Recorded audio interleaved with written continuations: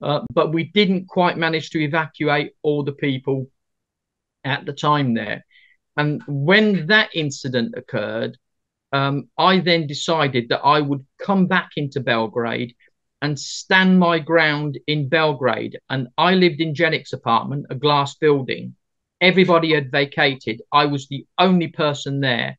And that stopped NATO from bombing Jenic's and the Intercontinental Hotel there, because they would have had to kill a European Union citizen. And not that they give a flying Ferrari about that, but it would have been harder for them, to deal with that there. Let me tell you something else also that is quite amusing to show you how stupid and how negligent NATO were. Do you know why the building of the Chinese embassy was bombed by mistake, they said? Do you know why? Well, let me tell you. When I was in Brussels, I saw the maps of Belgrade, which NATO had for bombing. They were the old ones. They didn't include, because at that time it wasn't included in there. They were the old maps. And I thought, Jesus Christ, we're in the hands of mad people here. They're bombing people there.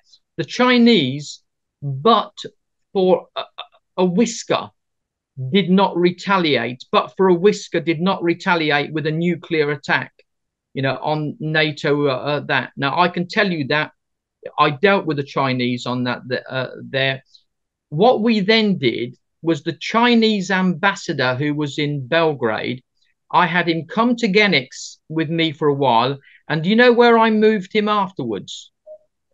To number 3, Ljutica, because they were going to bomb Arkan's house. And I put a stop to that. I said, Željko, let's move the ambassador to your house there for a while. I notified NATO that the ambassador, and he notified, and that's what kept Ljutica.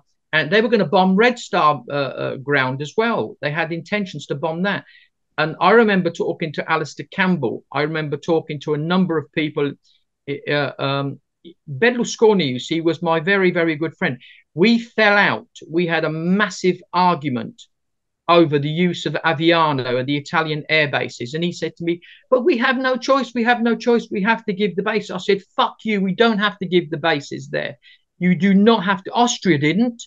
So why on earth should Italy? But he said, no, I'm under pressure. I'm under pressure from the Americans to use the bases there.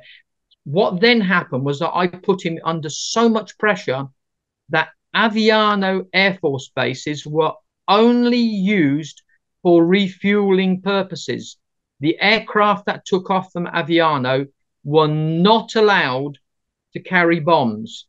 And that's the best that I could do there.